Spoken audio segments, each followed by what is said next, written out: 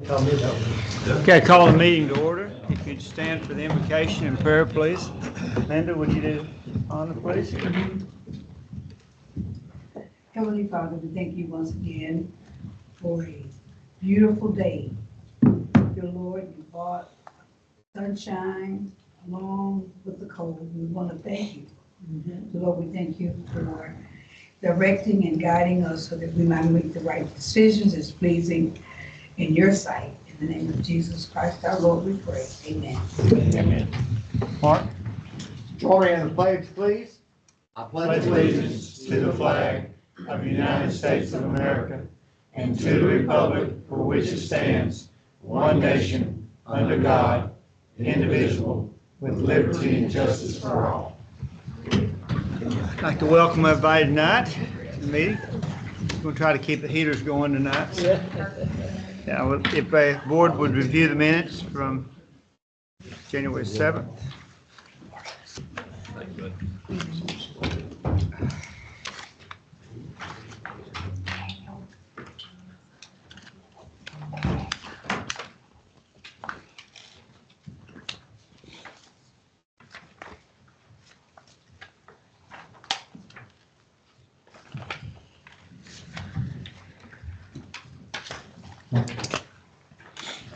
Motion to approve as presented. Second. Motion second. All those in favor say aye. Aye. Opposed? All right, we'll move on into item 5, which is the engineering contract for the recreational center. I think JR we'll let you make a run at it and we'll explain this. Thank you, sir. And this item 5 is other than the recreation Oh, center. it It's is everything other. else. I'm sorry, yeah. Yeah, no problem. Well, board, glad to see you guys. I hope you've had a good New Year's. I just wanted to encapsulate before Jeremy starts talking with you and answering some questions that you may have, is that, everything we've done up to this point, at least in terms of engineering, has been conceptual and preliminary. And we used all that as a basis to try to determine cost of something that y'all are wanting to try to accomplish. There's a few things that are set in stone. Whatever is in that bond, at the bond election with the voters passed, that's set in stone, has to be done. But the particulars of that are not set in stone yet, and this board will have every opportunity to make those final decisions. It'll all come to the board. Designs and maybe change of concepts, tweaking here and there. But one of the questions that kind of came up is, we started with McClellan. Why is McClellan not? So at least from staff point of view, we try to get you the best bang for your dollar, and we try to get the best services possible. With respect to the recreation center, it came to my attention by our professional city engineer, Jeremy, after talking with McClellan, that this needed architectural services and that even McClellan did not want to be the lead on the recreation center. It's just a huge, big project, and they're typically done by architects. So after hearing this, and this is when we started reaching out to architects to try to get it to come before the board so y'all could hear these views. Now, the architect is still responsible to hire all the engineers they need, and they don't need one engineer, they need numerous. They need mechanical, they need electrical, they need civil, they need hydraulic, and it would be their responsibility to move out to the engineers as they need them, but they'd be responsible for the whole project and working with the engineers. So that was the suggested path on this kind of a big project. So that's obviously what I started reflecting with you guys a few weeks back as we started talking about this more. And we started working with Build because I think Build was just one architecture firm recommended by our city engineer. Don't have to use them. Of course, the board's the final decider. I would say I had Summer reach out to other facilities constructed recently. You reached out to Clarksville, Batesville, and Forest City. These are ones that have kind of built something similar to what we're talking about. And we've got some information back from Clarksville. We don't have information back from the others yet. but Clarksville used, what was the name of that company? Boscus and Wax out of Northwest Arkansas. Yeah, they were out of Fayetteville as well. And, you know, it was going to it cost them a turnkey job of 7.5%. That's what they ended up paying. Right now, and I'll let Jeremy get into this, but we're not now billed as we've been negotiating and working on the contract. I've sent 2 contracts to Randy. We've even got a third one now, Randy. So we've been negotiating through the hours up till this board meeting. And I think we've got a decent contract. It's at 6%. That's where we've got it. So anyway, Jeremy will explain that to you on the next topic, not this topic. But what we're going to talk about now is everything other than the recreation center. That's what this item 5 is about. And somebody may say, well, why aren't we using McClellan for these others? Well, McClellan's a good company, no doubt about it.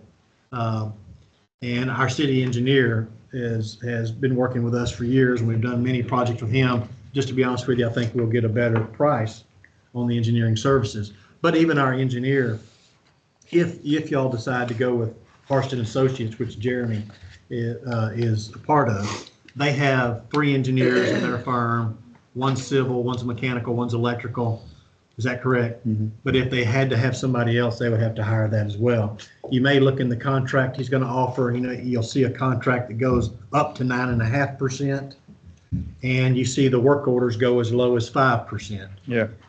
So that's simply going to be the fire department's going to require him to hire other engineers outside the scope of Harston, or maybe within the scope of Harston that requires more hours. The park stuff is really in Jeremy's wheelhouse. He understands it very well. He's done several around the state. And the reason it's 5% is because we won't need additional engineering services. In fact, a lot of the stuff we may do may be even pre-engineered, any buildings or things of that nature. So with that introduction, I know this is a complicated wheel. What staff's trying to do is get you the best bang for the buck, good engineering services, and on our jewel event, this recreation aquatic center that is very multi-million-dollar and very technical, we're trying to get you the best minds that can do this job for the best price. And we're negotiating in that vein. Again, the board will approve everything. You can approve it, deny it, send me back to the drawing board, however you want to do it. Mm-hmm. And we'll do everything we can to try to get the best information the board we can. So I've asked Jeremy to come tonight as our city engineer to talk about some of these things. If you have professional questions, please feel free to talk to Jeremy, because there's a lot of things here I do not understand. I'm relying on good advice like the board does. All right, Jeremy, I'll turn it over to you.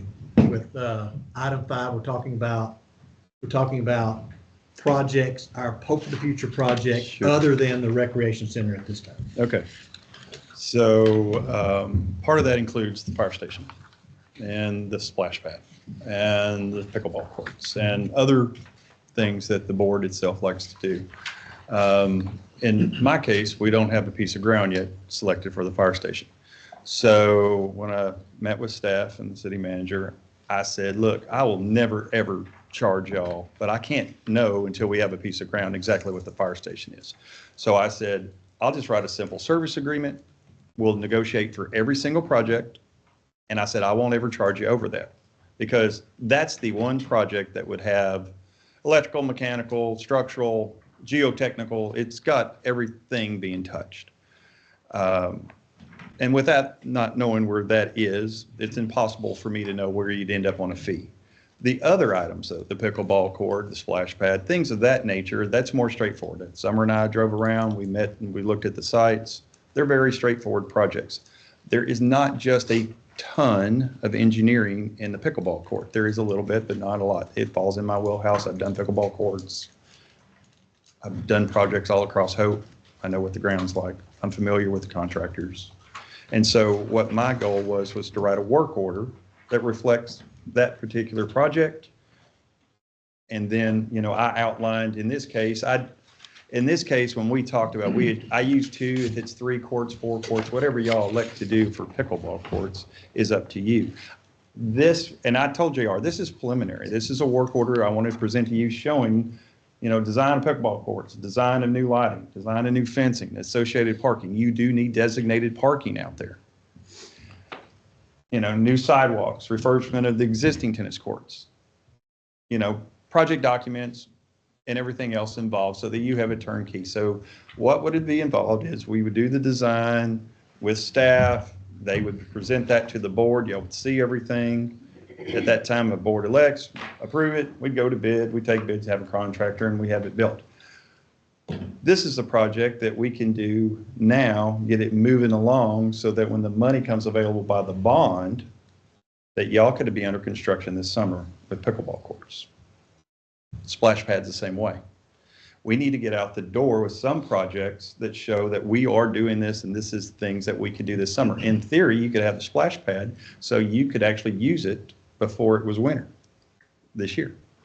Those are things that are straightforward. Those are projects that are easy, workable, and can be turnkeyed to a point that the board could have whatever input that we need to. If we need to adjust something, if somebody doesn't like the way this is arranged, if we need to go back, I was in here and JR mentioned that Northside, we might end up needing to not only either refurbish the existing bathrooms, we might end up having to build a new set of bathrooms. Those are things that we would work out in staff. We'd present to the board saying, here's where we are. The cost estimates would be just like every other project I've done here. But in this case, because there's multiple projects over multiple years, it's easier for me to say, here's a service agreement, and then I would present a work order that the board would approve for every project. And we would negotiate the fee for every project. I'm very straightforward. Y'all know that. And it's very straightforward. And, like I said, I'm open for adjustment as needed. I'm never not open for adjustment. And those were the only two projects that I could, at this point, present to y'all to say, hey, these are the projects that I would say we've looked at. There's the site and there's that. They're very straightforward projects. Summer submitted a splash pad to the state, didn't get that funding, but that pad is designed already.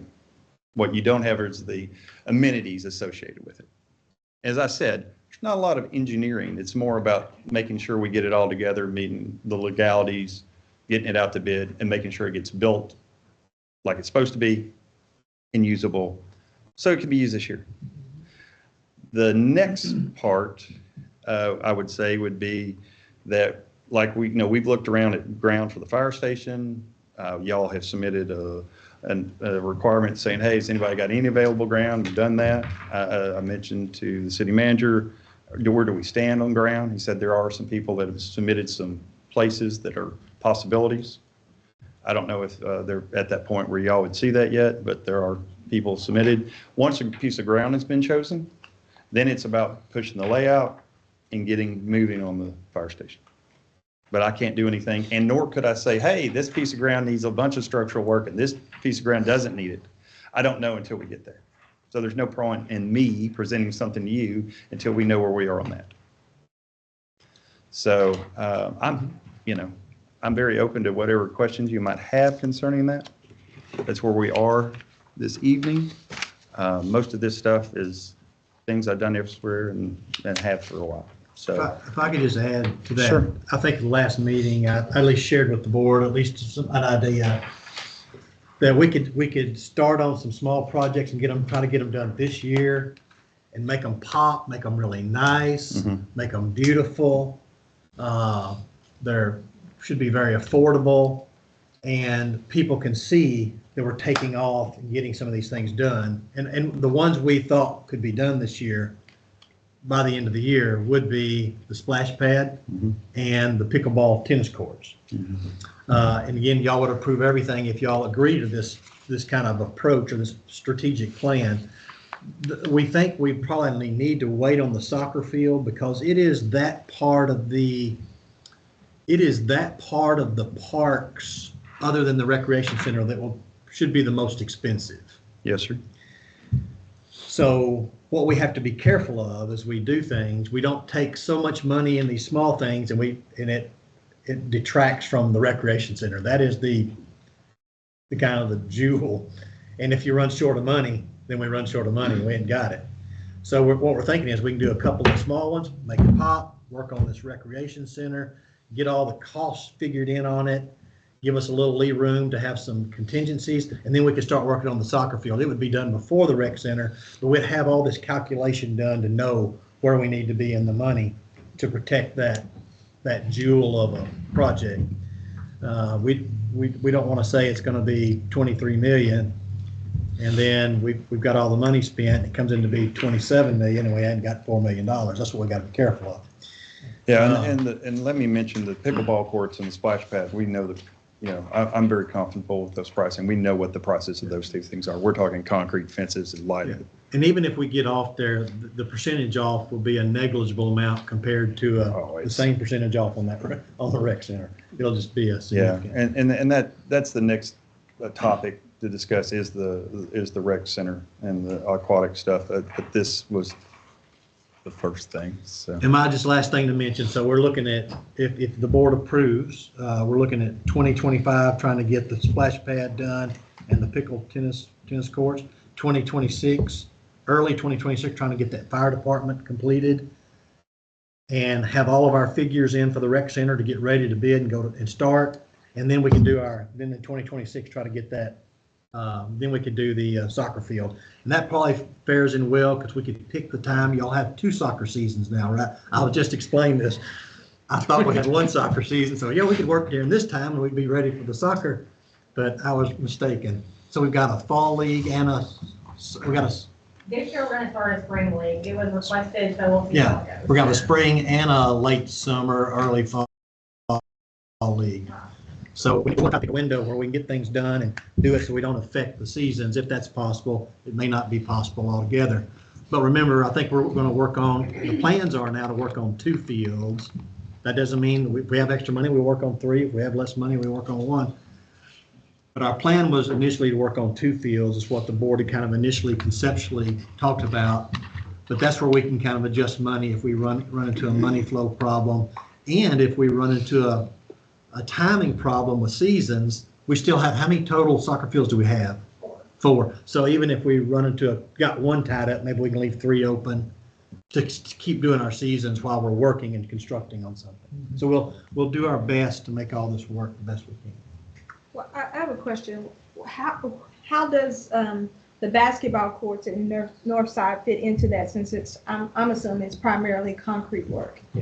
So I'll just say this, so we can do whatever work the board wants to do. It is up to you. You tell Jeremy. So Summer and I did talk about the basketball courts over there. But can I say one thing, and then I'll turn it over to you. But I'll just be honest with you, the basketball court is not in the legal language. So if you said, hey, we can't do it right now, you could do it later. But if you want to do it right now, you certainly can.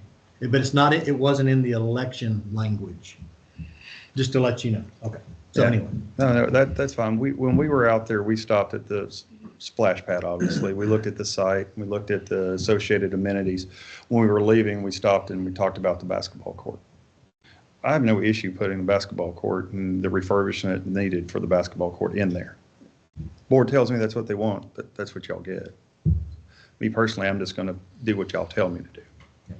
Yeah, I think it's, I personally think it should be included, because when we were looking at funds, that was a part of some of the improvements that we wanted for North Side.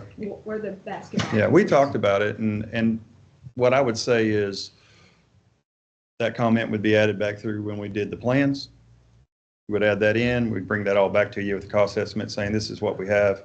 Then y'all would see all that, and then we turn it out to be. Yeah, and in the scheme of things. Yeah, especially we presented that. It's part of the deal, yeah. But just remember, I wanted the board to know, everything we presented was conceptual and preliminary. It wasn't final. And This becomes final. If the board agrees to. If the board agrees to that. That's right. But what I want you to know, from the legal standpoint, just the legal standpoint, whatever you did put in that election ballot must be done. So that's just what I want to make sure that we all understand. I was thinking in that when we did the election ballot, we basically listed everything, and it also said other improvements.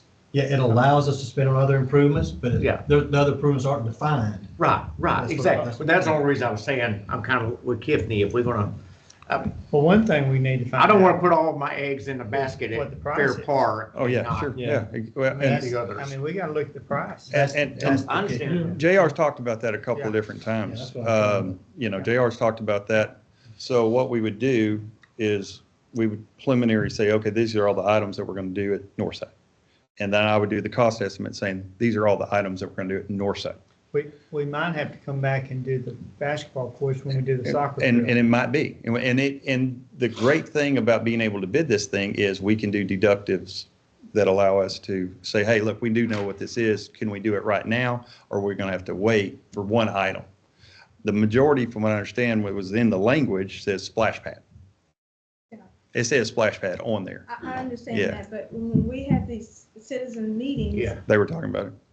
Well, it can- we can't, you know, we Yeah. proposed and they saw Mhm. basketball courts. Mhm. And now I don't want, you know, we're Indian givers.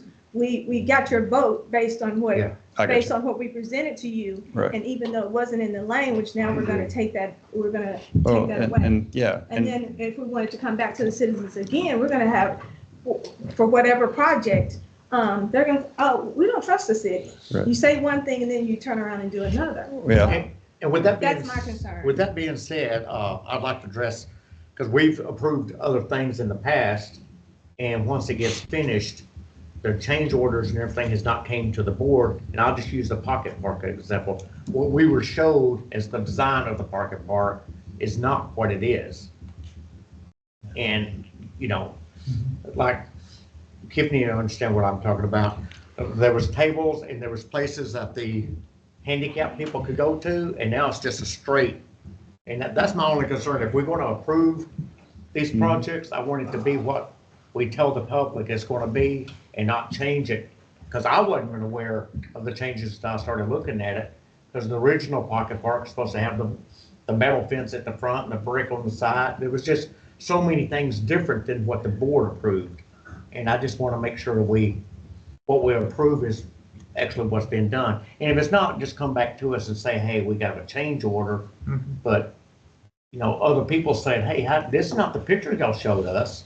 Now, that wasn't a tax, but it was still tourism money or well, you, whatever. and you Well, guys will see, y'all will see all the plans and Yeah. stuff. I mean, there's, you know, you'll see everything out there.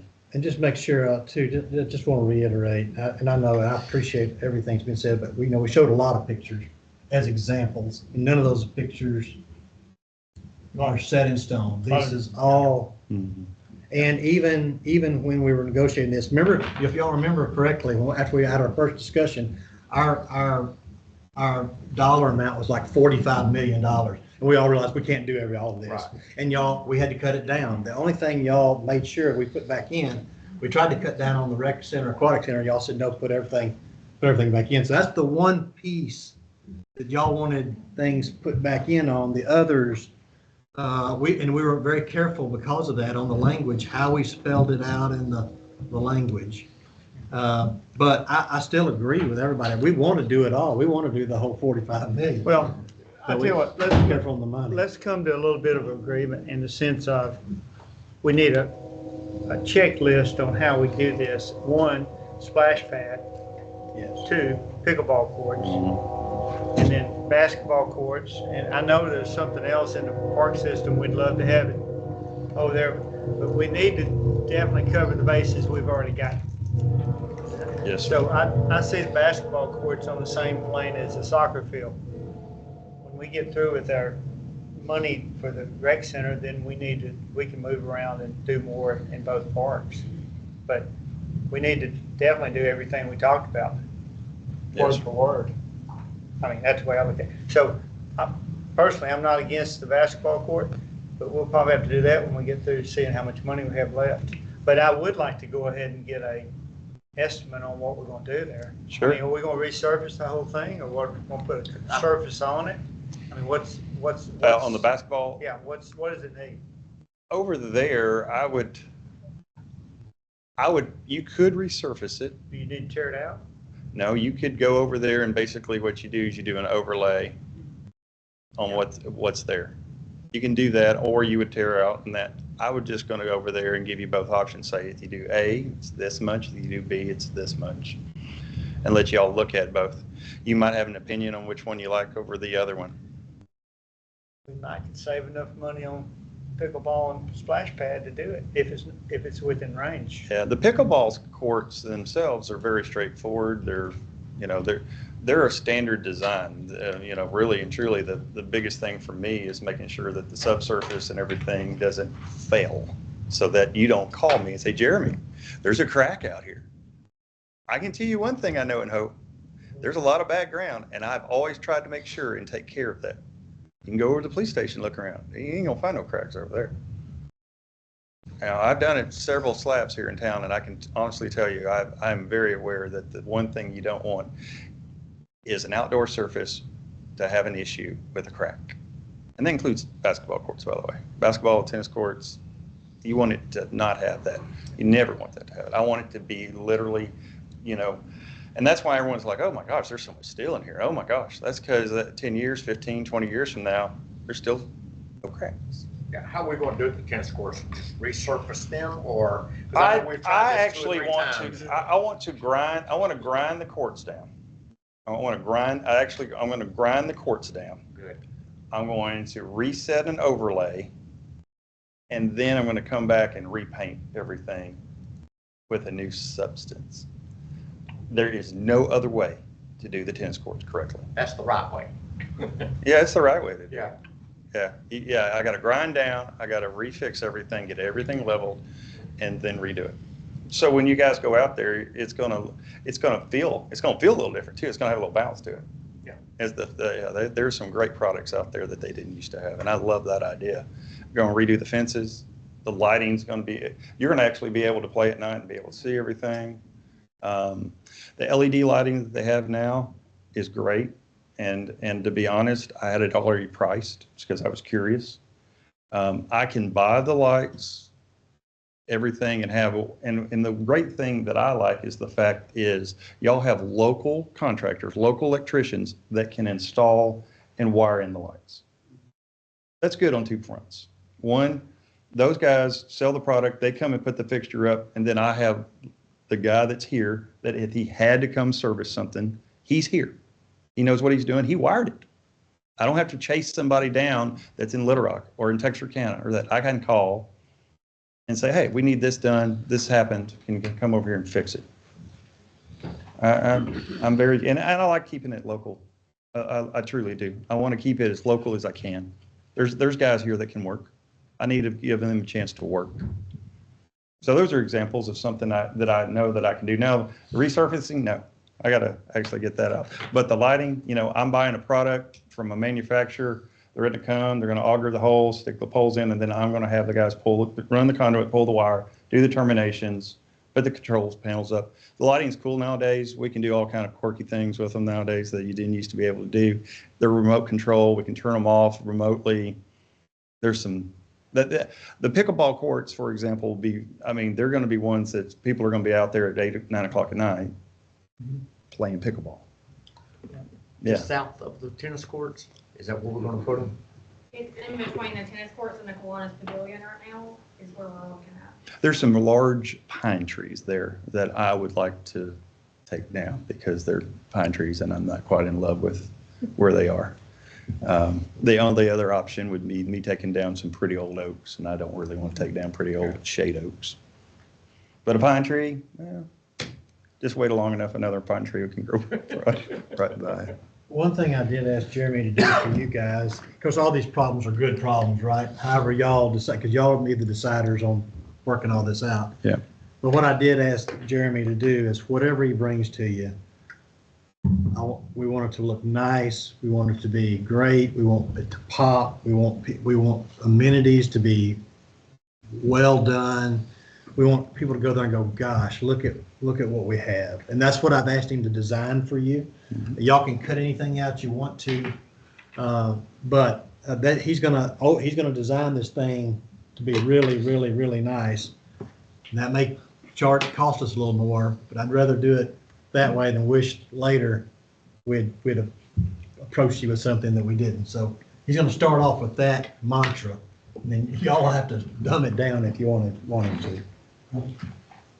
JR, when will we receive the funds? Well, I got a schedule in your packet, and it looks like May 13th will be the day we would have access to the bond money. Okay, so it's not an issue as far as paying out of city funds? Correct. May 13th, we should have access to the whole amount that and I don't know what that whole amount will be. We know about what it'll be, but we won't know until we go to the market and sell on the market, and then the fees are taken out. We'll get what's called whatever's in that construction fund is the amount we will have to work with. And that's what I think, that's all we're just trying to say, is that whatever that amount is, we're not gonna be able to go over that amount. Well, I could if the board wanted to put in reserves or something, but that'll be an amount we can work with. And the problem with all the projects is we can't totally space it out right, because this recreation center is going to take 3 years. You're looking at 3 years, and it's going to be the project last done, but it's also the project we can't run out of money on, because it could really hurt us if we run out of money on that. So I think that's what we're trying to emphasize, that we don't want to run out of money, or we'll be all stuck looking with egg on our face if we can't finish the project. So that's what we have to be careful of. But it's a good problem. It's a good problem. I only have about 3 other questions. I'll shut up.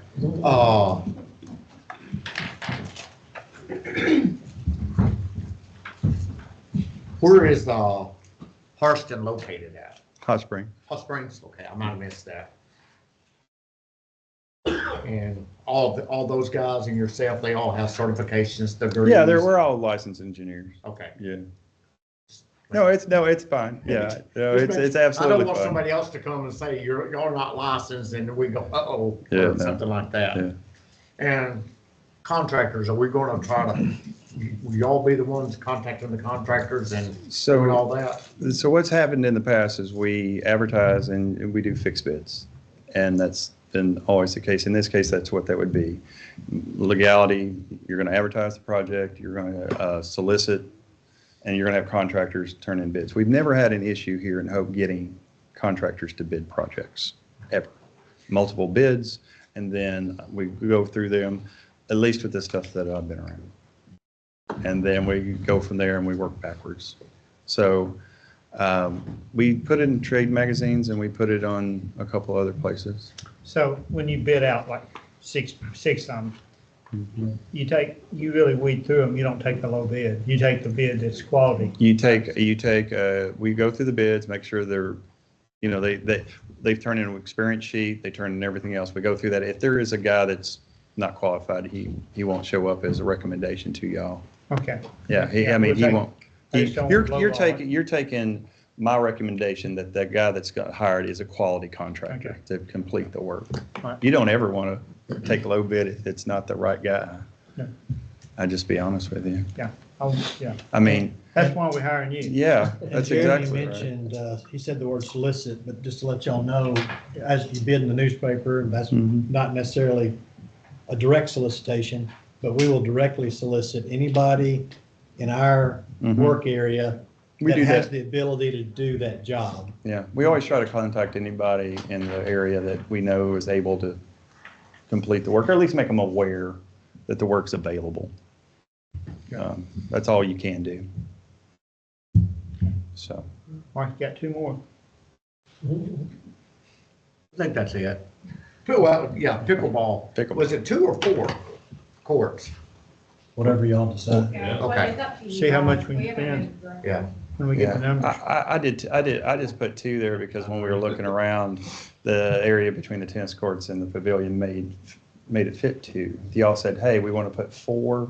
There's no problem with 4. You were like, hey, I want 3 or 5 or 6. Or you just go crazy and say, I want 12. And I guess when you come back to us, maybe just give us the option of what it costs, the cost between the 2. There will be layouts and the cost estimates. Between 2 or 4 or whatever. Tennis courts out there? There's 3 tennis courts out there? There's 3 tennis courts out there, and there's a line of oak trees on the back side of that I really don't want to take down because they're shade trees. And I think they're probably used at other parts of the time of the year. I prefer to go, You don't want to. and there's a playground on one end, and it is a site that is has a few things out there structurally that you're gonna have to work around. We really don't want to cut those oak trees during the watermelon Well, I was just festival. thinking we might want to decide 2 tennis courts and the rest pickleball. Well, Be the safe great, with the the great money. thing about that is you can take a tennis court and turn it into pickleball courts. And I think we did talk, I talked to you about this. What, for the high school, they use the tennis courts for their high school play and their tournament play. And they're there's kind of a minimum of 3 they need. Is that what I've understood? I don't know if that's accurate. They've never really given us a minimum, but I can say in tennis matches, it's pretty packed. If we cut it down anymore, they're gonna be out there all night playing tennis. Okay. And I it's mean, it's all- a growing sport.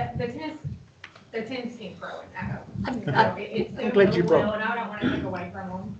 I'm glad you brought that up. Have we approached the schools to see if they want to help at No. all? Have not. But we have had plans to approach investors. I think we've talked Yeah. about it Yeah, we here. have. The high school could certainly be one. But we've talked about approaching UHT. We've talked about approaching businesses who may want to name their, Logo or something, yeah. yeah, they maybe for the rec center, maybe if Tyson wants to pay an advertising fee, maybe they'd pay so much to have their name as a Tyson Rec Center. That's really up to the board. That's a possibility. And Anna and Daniel and I and anybody else you appointed, we would approach people with that perspective. We did talk to the college about, hey, maybe they could charge their students a rec fee, and then they don't have to pay to actually come into the rec center.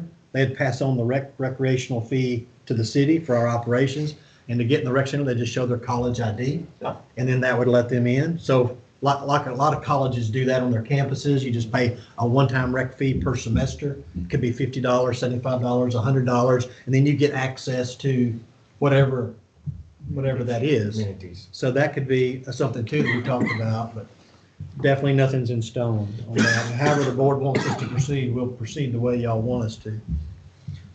Okay, well, let's go back to this work order deal.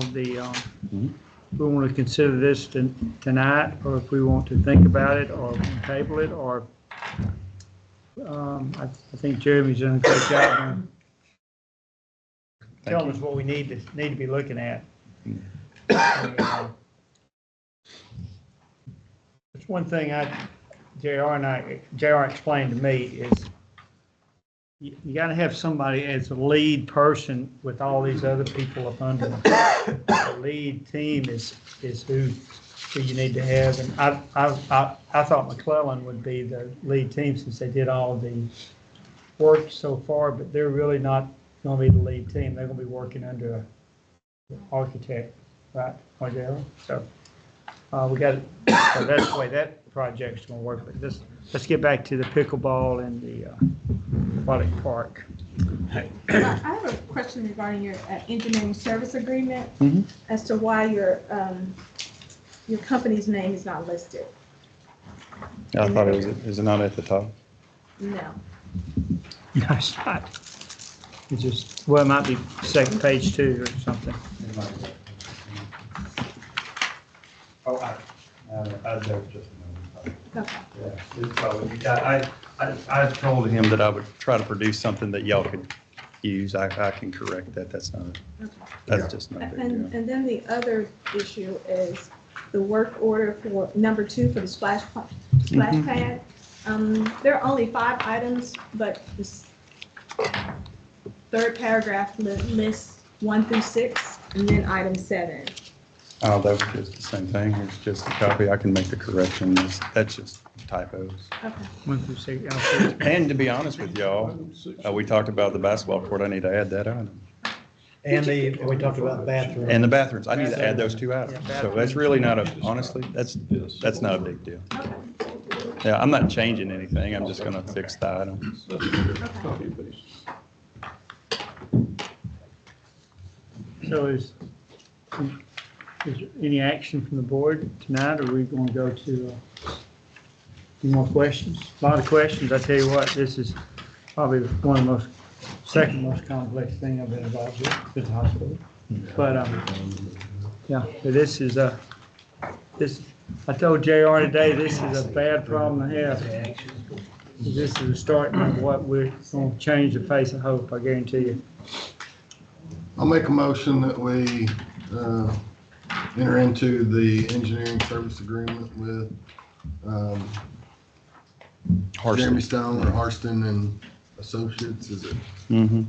Second. On these two, on the pickleball and the aquatic park and basketball. Yeah. That's Okay, you heard me. Engineering agreement. All right, let's start off the engineering agreement. Engineering agreement and the two work over. Right. Okay. I've heard the motion. Second. All those in favor say aye. Opposed? Okay. Get busy. You're gonna look into the restrooms, correct? Restrooms, basketball, we just. I'm going to add those, correct them, send it to, back over for signature. No big deal. And get some ideas on that. You know, sometimes when my fingers get to typing, my brain says one thing and my fingers do something else. Yeah. And is it okay with the board if y'all granted me the authority to sign the contracts on y'all's behalf, or do y'all rather the mayor do that, or how would you? I just If y'all give me the authority to sign, I'll sign. Yeah, give them authority. Is there a motion? Motion. Make a Motion. that- yeah, let- JR can sign. Okay, second. Second. Okay, motion second, but JR sign off on these. All those in favor say aye. Aye. Okay, thank you. Thank you. We'll go to Here the we next, go. the Yeah. next item, which is the aquatic center. So this is a very unique, once-in-a-lifetime kind of project. And when we started this process, I wanted to reach out to anybody and everybody I could that has done one in the past, and y'all saw the renderings. And in this case, we worked through Build Architects and McClellan to create that stuff. Y'all saw that, they were at the meetings and did everything. And I was tasked with trying to work up an agreement with the architect to present to y'all tonight that outlined what their services would be, what their percentage would be, what their timeline would be, how that would work. And underneath that, guys, we're talking about, and y'all mentioned this briefly, but mechanical, structural, electrical. They have a short list of aquatic engineers, one in Tyler, Texas, one in St. Louis, Missouri, that would be presented to the board to get comfortable with the guy who had actually designed and do the pool. While that's under that big guys, build would be at the top, and then they have a team. And that team build out is that. Now they've talked to their subcontractors, and they came up with 6% overall cost of the project. And they, at this time, we don't know a final fixed cost of that project. We don't know until we get to the point where we get to a certain percentage set of plans. And in my opinion, that was 25%. If we got to 25%, we would have an estimator come in and provide us, who does these kind of jobs, and can provide us with a number. And that's truly a number. Current cost of construction. They have it in their contract to basically have somebody come in based on board approval, 25% plans, to say, here is the hard, here is a hard number. We might have to adjust a little bit here or a little there. We had a number that we looked at from the original when we backed up. We had a number that said, here's kind of our budget. At that point, we need to get that budget number down to a hard number, saying we want the pool, we want this kind of restrooms, we want this outdoor facility, we want this much parking. We need a harder number, something that we know will fit within the tax money that we have available. And the only way to get to that point is to do floor plans and get to a point where we can look at a number, give it to a large scale construction company, and let them provide us with an estimate of where we stand at that point. I can have the architect I can have 6 architects give us estimations, but what I'm wanting to do is have, and that's what I've talked to everybody about. I was like, I want to have somebody that builds this stuff every day come in here and say, here in Hope, this is what it's going to cost. And if we realize that, hey, our goal was to get within the money that we have available, we're a little bit out or we're under, we can add a little bit more. We'll know then. We're not far enough along that we can't change anything at that point. But we need to get to a point where we can say, hey, this guy has enough information for him to provide us an estimate that the board can look at. And from that point forward, we can work off that estimate and we can work off the floor plan. And then just like you would do with finishing out a house, you can say, okay, we're down at the point where now I need to know these are the kind of lights, here's our audio visual, here is everything else. And fit it within keeping in line that at that point, we've started locking in numbers so that when we get around to bidding it as a fixed deal, we already know very close what the fixed bill should be. We don't have any upsets. We don't take bids. We spend all this time and effort. And then we go, oh my goodness, we're $1 million past where we should be. I don't want to do that. I want to be on the front end. Y'all see it transparently as we go. So there is no question. We're at 25%, we're at 40%, we're at 60%, we're at 80%. And if y'all have little tweaks and adjustments towards the end, that's fine. But at 25%, we've kind of said, hey, this is in line. We are good. Keep moving forward. As part of that, before we get to that point, and if y'all agree that Build was the guys that we wanted to go with, we would have that group come in and bring their aquatic engineer come in to talk about what pools they built, where they built them. The one in Tyler actually finished the pool at Batesville. I found that out today. That's what I was told today. So he's familiar. He was a UA grad. He has some background to Arkansas, and he just moved down to East Texas. The guy in St. Louis is a little bigger firm, and I made the architect send me all the background information. And that's going to be presented to y'all, and you're all like, hey, I want to see both of them. I want them to come in because that's the guy I want to talk to. I want to see what his thoughts are about our 8-lane and anything else he might think, hey, you can do this. And he's going to be responsible for the outdoor pool. And he might have something else. He's like, hey, we could do this and make that adjustment. But we want to do that on the very front end. The architect himself, Build's done very large school projects in the sense they've done large gymnasiums that have locker rooms, that have bathrooms, that have parking, that have big scale. We basically are building a gigantic shell to put our pool in with the amenities associated with that, including showers and everything else. So these guys know what they're doing. As JR mentioned, I think you said 7.5 for that one job. We've been negotiating to get them down to a realistic number. It's 6. This covers everything. There's no other expenses, no reimbursables, no outside stuff. They're doing geotech surveying, which they're having McClellan do. They're having McClellan do the civil. Yeah. They're having McClellan do everything that McClellan was willing to do as part of their deal. McClellan didn't want to be the lead. They didn't want to handle all the electrical, mechanical, that kind of stuff, which is fine. Build became the front. They were okay. They're the ones doing the building package. They're one doing that.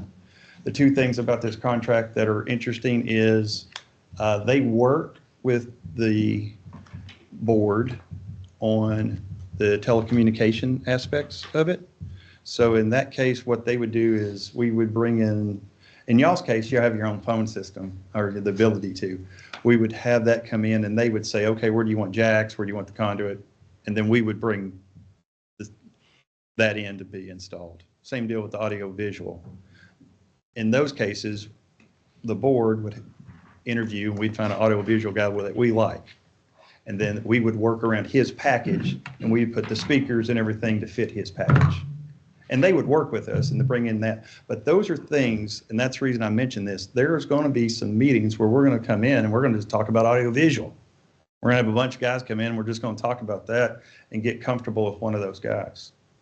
There's some things like that that is going to be down the road, but I'm mentioning now because there's other aspects that are, while this is kind of going on, they're doing floor plan stuff. We're going to, as a board, we're going to be over here going, hey, we got to go ahead and get some guys. We got to get thinking about a few things, things that are outside. I would like to get that overhead power line that's out in the front, down, underground, out of the way. So when somebody's driving around out there, they see this beautiful building and not overhead power lines. It's a personal deal, but I want it gone. And just so happens we have the ability to do that. So there are some things long-term. Their contract's an AIA document. That is a standard document that all architects use. We have gone through this.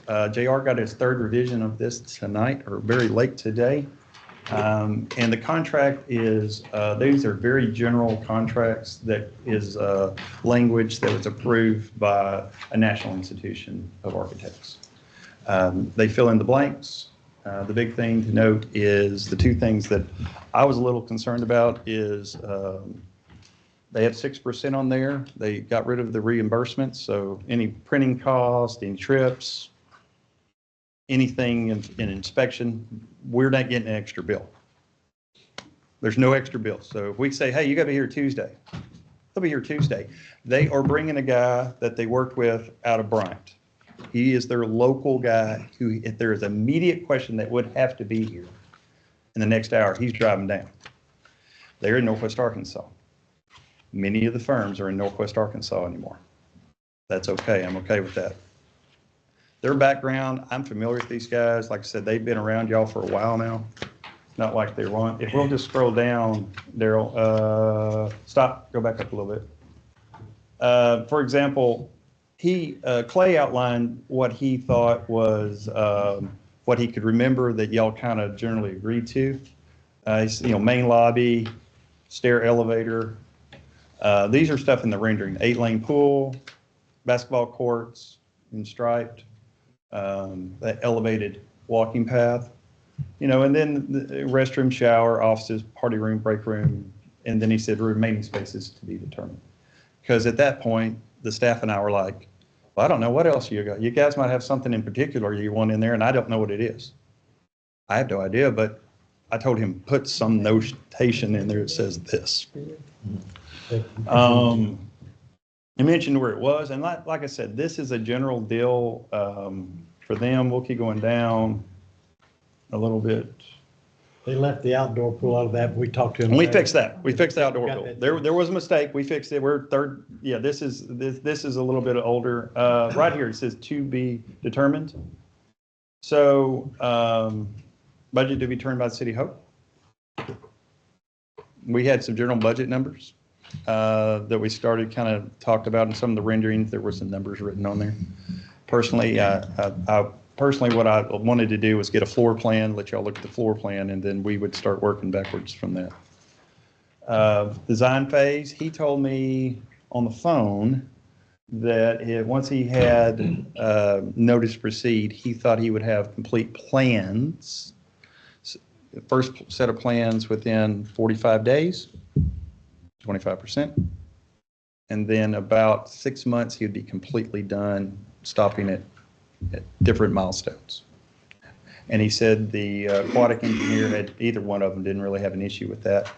That would be something that we would get in on the front end. We'd show him, then we'd interview the two aquatic guys, pick one. Still covered in his fee. We get to pick one of the two. That's fine. I like that. It was simple. Both guys are qualified, but there could be one that y'all like better than the other. Construction commitment, we couldn't determine that, and substantial completion, we can't determine that at this time. This is a competitive bid deal. I mentioned that earlier. I want to mention this. This is not a negotiated job. Y'all need a hard number. We don't need to be sitting around trying to work through things. We need a hard number because we have a certain amount of money to spend. So the deal with me having an estimator on the front end was to make sure that we knew what that was going to be. And I like that idea because he might look at something and say, hey, do you know if we order it this way, we can work through that. I like those guys. We talked about that. We talked about Baldwin Shell. We talked about Navajo's. We talked about Flintco. We talked about every large general contractor that I could think of or had been around in Arkansas. And what we would do is we would find an estimator that the board liked and then we would work with. Now that's in his fee. That's in his fee. Yeah. So Bill will be paying for an estimator to come. Yep. Okay. That's Now, but we get to choose who we like. I just want to make sure it wasn't an additional fee. No, everything. I covered things that I wanted to make sure that if the board asked for it, it was covered. I didn't want there to be any surprises. That's the reason that we're on a third edition, because JR said, oh, what about this? Or what about that? Or, you know, because like I said, we only do this once. And we want to make sure from the start that we have covered every single thing that I personally have ever been around. To brag on Jeremy just a minute, this started off at 6.5% and they pushed a lot of extra cost on us. I got with Jeremy and said, Jeremy, I don't think that's going to work. We need a turnkey job. We need the percentage rate down, and we need them to be responsible for everything. He's negotiated on our behalf over the last week. We've got them down to 6% total cost. All costs are on them. That's correct. That's where we're at. Originally, they started off with basically geotech surveying and some other services were outside the scope. We got rid of that. They were a little higher on their percentage. And I said, well, we got to be lower than that. And we went back and forth and I said, can you work this and that? And then he started talking to me about what his subcontractors, you know, the structural guy, the electrical guy, the mechanical guy, what their percentage of the overall cost would be. And to be honest, we got down where the time you did civil, electrical, mechanical, structural, aquatic, they're eating up about almost a little over four and change of just straight cost. So he's working on 2% roughly. To be honest, for what he has to do, that's a good price.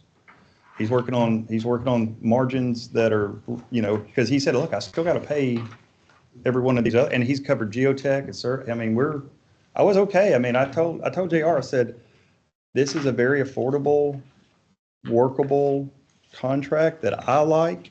I said, I have done everything I can to get it down to as low as I feel comfortable. And JR actually surprised me in that when he told me the other one was at 7.5. So I actually said, well, that's okay. I mean, every 0.5% on a job this size makes a huge difference. Could be an extra pickleball court, or maybe a covered Covered basketball. covered basketball court. We're going to keep going down. And as I said, these are standardized contracts that are more fill in the blank.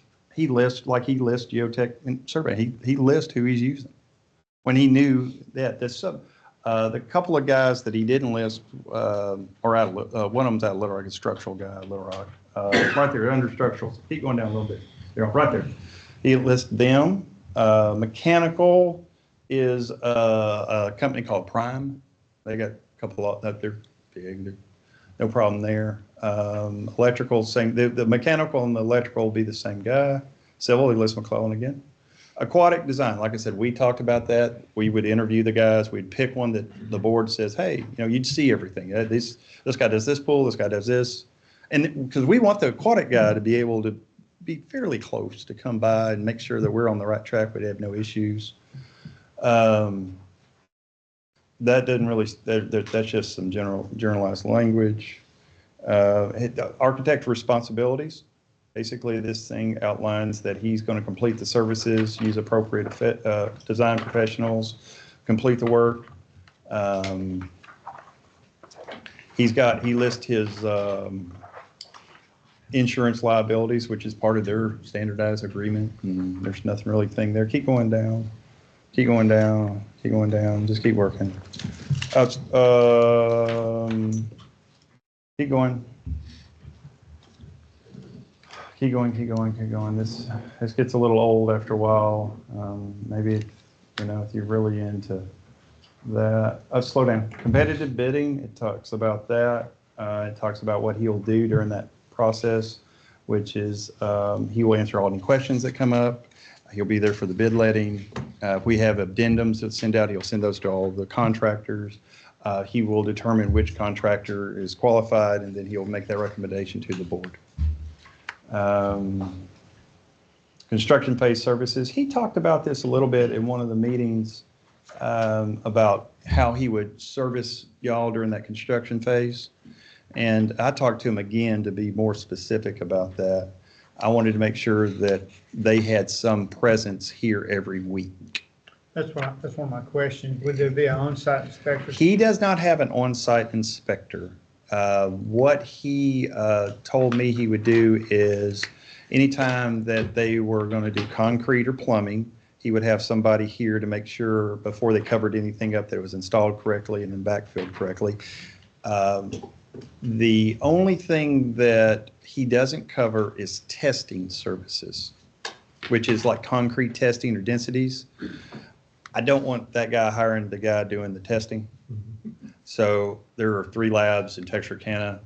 We would just we would get their rate sheet and say, we're going to have you do concrete testing on this job because we want those services. I'd like for it to be an independent third party, not associated with him. So if we do have an issue or there was something going on, I've kept them away from that side of the coin. We're providing that service. I'm really surprised I don't have someone on site.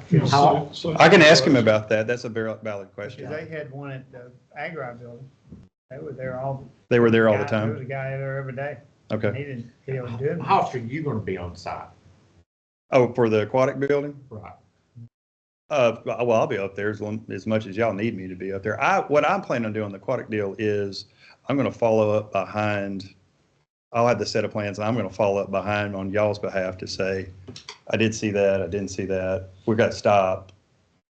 We got an issue, and then I'll present that to the board. I'm going to work with JR, however he elects that, or Kenneth, or whoever's out there available to say, hey, we got a problem, you got to get down here. I'm not I that guess far that's away. what I'm asking. If they don't have somebody on site, you will be. I'll show by, yeah.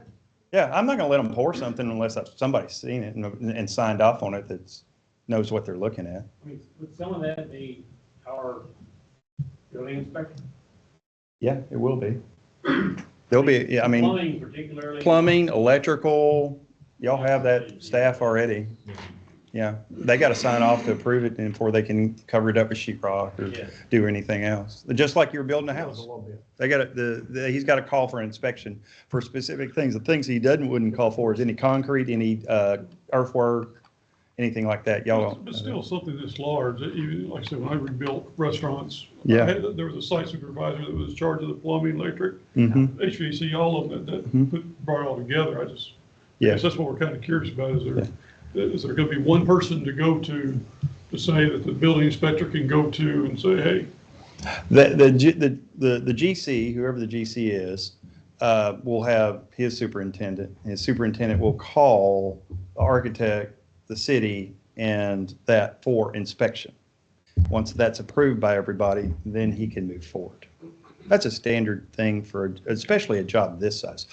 Back to the mayor's question, I'm going to ask Clay about field services. So sometimes during the, kind of like the foundation or something like that, Mhm. you really need somebody there You need somebody. all the time, keep an eye on things. When they're I doing, no, I agree. When they're doing testing on anything of the backfill or anything of that nature, they'll have somebody there to do density tests, and then they'll have somebody there when they're trying to put anything buried. So you're talking pipe or anything like that. I'm going to ask Clay to get a little bit more specific with what, he has some things in there, but I'll get him specifically and send out an email so that y'all can look at it. Because that needs to be kind of defined, I think. You're probably right. I'd feel better. Okay, that's no problem. Body's buried under there.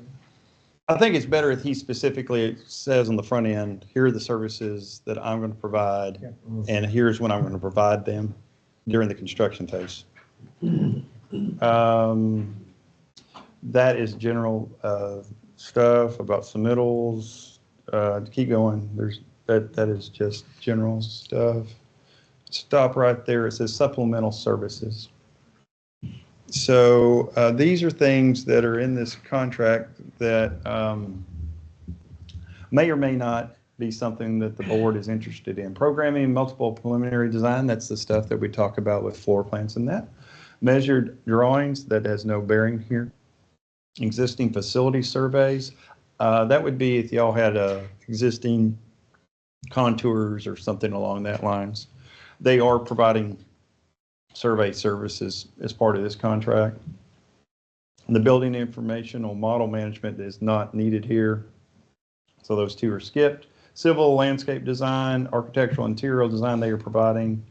The detailed cost estimating beyond that, that's required in 6.3 is what I talked about. So they're doing all that, but this would be if you ask for a very specific item with inside the project, like, oh, I want to know what the orange colored wall would be different than the yellow colored wall, or is this tile versus a wood floor? I mean, you were asking for a specific, very specific thing. On-site project representation. I'm going to get that clarified for you. That is that one. And record drawings, the contractor provides that. They do provide a set of record drawings that have to be actually submitted to the city. That is part of the deal. That's really not a thing. Post-occupancy evaluation, that's really not a thing. Telecommunication data design, that's where I talked about we would have the city come out and we'd determine where we'd want the phones and how we would work that through using that. Security evaluation and planning, same thing before. We would hire either somebody that works for the city that already does, you know, door locks and things, or we would say, oh, we don't have anybody. Can you recommend somebody? We want to talk to them. Because y'all use different systems and we want to use systems that are already being used by the city staff. There's nothing there, no fast track design, and that's really nothing. Oh, right there it says furnishing, furniture, furnishing, and equipment design. I told him that, honestly, that y'all could probably have somebody figure out how you wanted to, what kind of furniture and what kind of tables and stuff you wanted. We could probably work that out. I don't think we have to have an interior designer come in and tell us that we need white tables and red. Well, maybe we do. We can cross that bridge later. See how much money we got. Yeah, exactly. Supplemental services, we're going to keep going down. Keep going. There's nothing there, nothing there. There's something there. Oh, I mean, that okay. one in that 422. Yeah. Talks about the owner shall compensate the architect for services provided prior to the architect's receipt of the owner's notice. Just, you know, them going back, if we were to try to change, you know, if we don't let them know, give them plenty of notice, you know, that's Trevor, where we become think- responsible. But no, I'm not saying, I'm just saying we need to be aware of that. Well, I think it'd be better if we clarified that. I think if we said, if they submitted it and we decided to make a change, we couldn't be held for additional services if they didn't, if we said, hey, we decided to make this change after we looked at it and they were kept moving along and that caused them an issue, we wouldn't be surcharged for it. Is that what you're telling me? Yeah, that's the way it caught reads. my eye on that. And then there's that right underneath that talks about some of those visits. Yeah, well, and that was part of the deal that I'm gonna get clarified. I'm gonna go over here. This right here, this is pretty standard through shop reviews. That's no big deal. This here is what he told me about. And then this here, right here, that's the stuff that I'm gonna get clarified and fixed and to present back to the board. I don't think I can comfortably say that those are what y'all want. Owner's responsibilities, let's go there. So basically I said how we were gonna do this. We were gonna basically get to a point, we were gonna have the estimator estimate that, and that's 5.2. It says the owner shall establish the owner's budget for the project. And what we are doing is, we have a general idea of how much money we have. What I'm doing is I'm establishing that we're going to get a set of floor plan, and then we're going to have an estimator look at it, and we're going to say, that is the budget. That's what we're working from. Otherwise, at that point, I don't want to go all the way into this and not know where we are. I mean, because this is way too big. And as I said, these are standard agreements. You mentioned they were gonna do surveys, but it says right there, we do surveys. Well, and it also says that we'll furnish the services of geotechnical engineers. Where you see that On at? 5.5. We haven't got to that one. We're not doing that. I'll get rid of those two things. Yeah, so what And happened hold on, is- and let me say, this is a revision. Yeah. He just sent a revision to correct a bunch of this stuff. Yeah. We're looking at a little bit of an older revision. He didn't We're get to just this working one. with what we have. They've confirmed to us that we're not gonna pay for that. But Mhm. yeah, they may remove it in one spot, but it may have some other language in another spot. So we want to make sure we get all that worked out. I'm gonna work on that. Let's keep going down, because these owner services are the things that I want to get clarified and make sure that we're not missing anything. I think this is a tough agreement to follow. It's a terrible agreement. They're AIA agreements, What and about that on 5.9 about furnishing tests? the only test that I said that the board would be trying to take care of is we're going to hire a lab to do the densities and the concrete testing, because I want to have that as an independent third party away from everybody. I wanted that to not be an issue. I don't know anything about the all right, let's keep going down a little bit.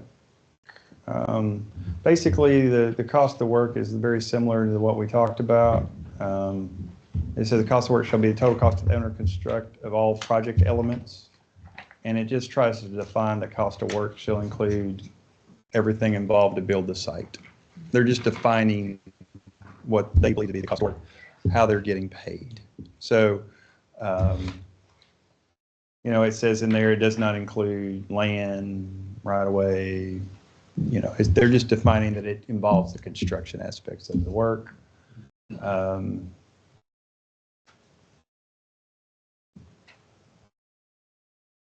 And honestly, this is the first time y'all have seen this big old thing. And let me tell you, it's a wordy document that it's hard to follow. I've read this thing a bunch of different times. Y'all are picking up sometimes. Like I said, we got to a third revision, and like JR mentioned, sometimes you would see it over here, and then the language, they adjusted in one spot, but they had not adjusted it in another spot. Let's keep going down a little bit further. The copyright licenses just keep going down. It basically, our claims and disputes keep going down. Mediation, let's stop, keep going. I think there's a section right there, 8.2.4. This is for the city attorney side, or in the board. This basically gives you the option of arbitration or litigation in a court. Now, Clay didn't care. He said it would definitely be up to the board to make that decision on how, if something went wrong and the decision had to be made, if you wanted to go into an arbitration setting where you're bound by that arbitration, or If you don't solve it in mediation, go to court. there you go. So we'd probably start with that, the first one, and all right, that's probably, yeah. Okay, that answers that. Keep going. Termination, suspension, don't keep going. That's just general language. Keep going. Keep going. That's just more general language. Compensation, right there. 11.1. 6% of the cost of the work defined is calculated. Refers to the cost of work as we talked about earlier. Shall not to exceed the owner's budget. And we talked about the supplemental services. Keep going down to 11.3. And then he's got a breakdown on how he'd like to be paid.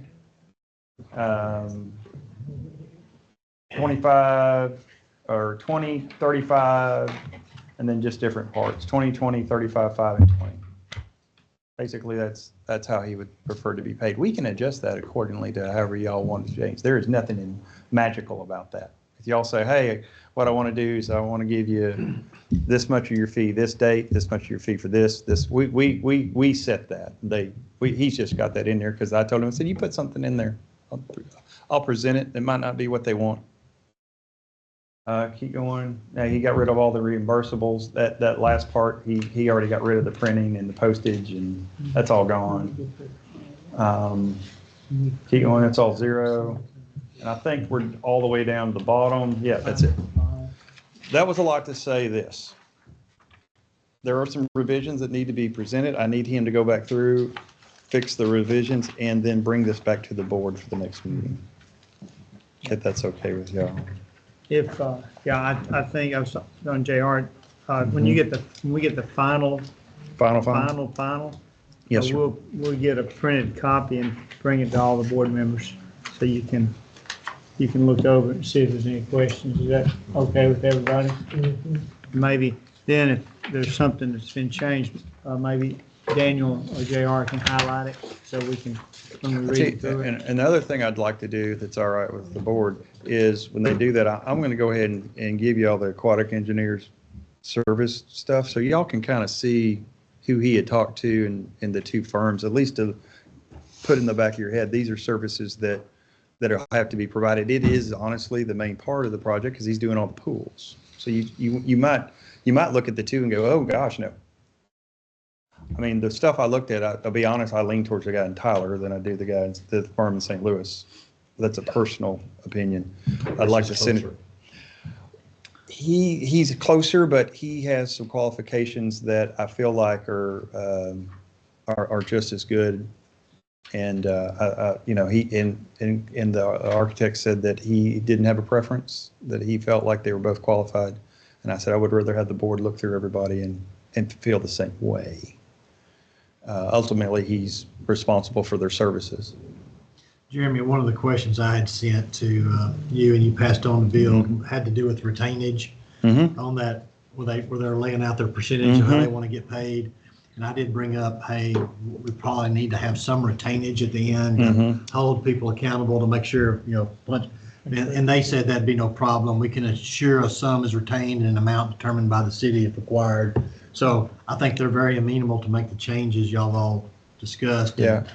I'll let Jeremy continue to negotiate this with them. And I would like to do that and get a better handle on their construction phase inspection day to day, and how they would handle, how they would attempt to handle inspection on a daily basis and inspection when inspections are called. Yeah. And that way that is what it is. I need to get that in front of him and let him do that, and then make the corrections. Like I said, we were constantly revising this as JR and the staff looked at it to get it to this point. And once the contractor comes in, they build it and everything, if there's a flaw or anything like that will fall back to the architect. It falls back to the contractor for a year. He has a 1-year warranty on anything on the property, any light bulb, anything for that year. It's on him. If we have a flaw, let's say it's in the pool or some other, you know, something is gone. Basketball court gets a crack. Basketball court gets a crack. That is an architectural thing from the standpoint that we need to determine that it was a design flaw. If it's something that happened during construction, then it is the contractor's fault. But that is to be typically determined, you know, as we go. And that's the reason we do all the testing. That's why there's the inspection. That is why all this stuff goes on. I'm talking about the 2 years after it's open. If y'all decided you wanted a 2-year warranty, let's just use that as a number, or 18 months, we would typically that. Now, the architect has insurance services that if we have to submit a claim that occurred, we can put it in there that we have up to this period of time. If it's something that's going to occur, like a mechanical failure or something like that, it's not equipment related or something the general contractor did, but it was truly a design flaw, then we would know fairly quickly that we'd have an issue. Otherwise, we just go in there and send him to court and tell him, hey, you messed us up. You don't want to go that route, and neither do I. So we stay on the front end of the job, and that's the reason we have all these little steps as we go. As I mentioned, this is a once-in-a-lifetime project. So, you know, we have a lot of, we will see each other a lot. And we will have a lot of meetings where you're like, I gotta come back, but I'm gonna make it because it's important that the board gets right in front of it and they know. So if somebody calls you and asks you, you can say, yeah, I was there, and that's the reason that wall's yellow, and that's the reason that this is this, and that's why this occurred. We did it as a board. And just keep moving along. So. Okay. One other, I'd personally like, for this much money, could we get a representative from them down here for Yes, the sir. next meeting? I want to kind of look some face to face. So I I don't will. want you here, if you could be here. No, too. I'll be here. So, but I'd like to know who we're spending all this money with. Yeah. I know we visit with them online, Yeah. but I'd like to ask them to come down. Yeah, I think that's, it's not only reasonable, I think it's necessary. I think, but the board, I was here, so I went ahead and did this presentation because I had gotten to that point for y'all. But we, as anything, this size of contract and this size of agreement, I want to be able to do this. I can't answer certain questions. But I'd like to say that I tried to uncover all the rocks I could to make sure we got to a point. I don't know if y'all remember, but back in December, we had them here actually physically. There was 3 gentlemen. Y'all remember the 3 gentlemen that came? Mhm. That they were billed. That was from billed. Those are 3 partners. Well, I mean, is that good enough for the board, or y'all No, like? I think we want what you. No, I think you're right. I think, yes, sir, Mayor. I think they come back, but I think I'd like to make sure that at that meeting that I worked out everything, everything. Like when they come down here, there is no questions about how the inspection services work. There's no questions that all the language, city attorneys look through it one more time and agree that everything's. Well, if we read through it at the final time and we got a question, it's gonna come up. Yes, sir. That's just the way it is. When Jeremy, after he negotiates what all we talked about tonight, we get the next rendition of this. First thing I do is I send it over to Randy for an email to have him look at it, and then as soon as he's reviewed it, okays it, we'll get it to the board at that next meeting or whenever, as soon as we can. I'd like to have it a couple days before. Yeah, I was getting ready to say that, if possible. Yeah. Yeah, I don't think that's a Depending problem. on how quick Randy can read it. JR and I were going through this, and every time we get through one more page, we were like, there's one more thing, or there's one more thing. Yeah. The language in this thing is tough to read. Well, Yeah, it is. at least I can tell my people that voted, I can say we read it the best we could. Yeah. Instead of passing something we didn't see. Yeah. Do I? We're in a lot better place than the first one they sent to. Yeah, Randy gave me some big hesitation on first. well, just so long Yeah. like I say, we'll get it out to Yeah. board members the week. And y'all did have this back. Every time I send, if I put it in your agenda, it should be an attachment on your It is. email. And if it's not, I forgot and I apologize. Okay, all right, good. Any other questions? I think Best we're I can do. moving in the right direction. Good job. Thank you, Jeremy. Okay. I really appreciate it. I really do. I tell you what, we are running a little late tonight, so we're going to table some of this stuff, I think, until next time. But let's go ahead and do the item 7. That's going to be a pretty quick deal. Consider the loan. Well, on item 7, as I talked to you about, I think last board meeting, telling you this was kind of coming. Staff did meet with Glenn Spears, Scott Ross, Donnie Maurer, Daniel, and I.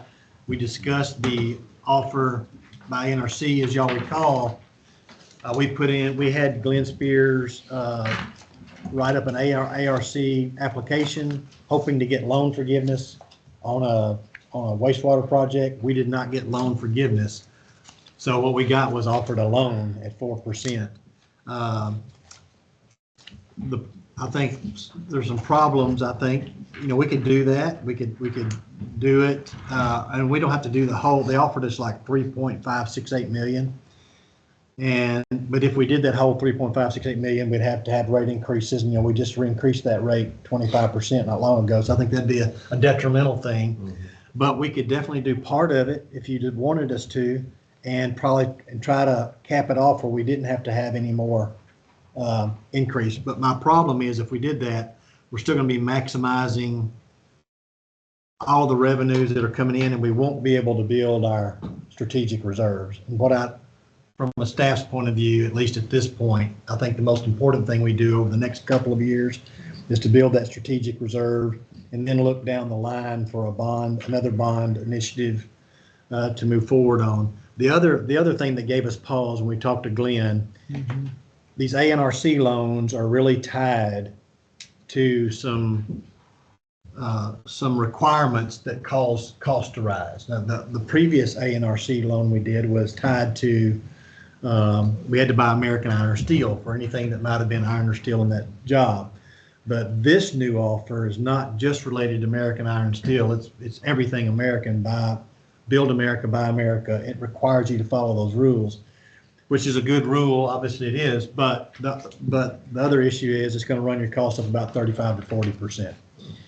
So, and the other thing that gave us some pause is when Glenn told us a lot of the contractors, because ANRC is so far behind, a lot of contractors are not getting paid timely, and they're going up on their costs with anything to do with ANRC.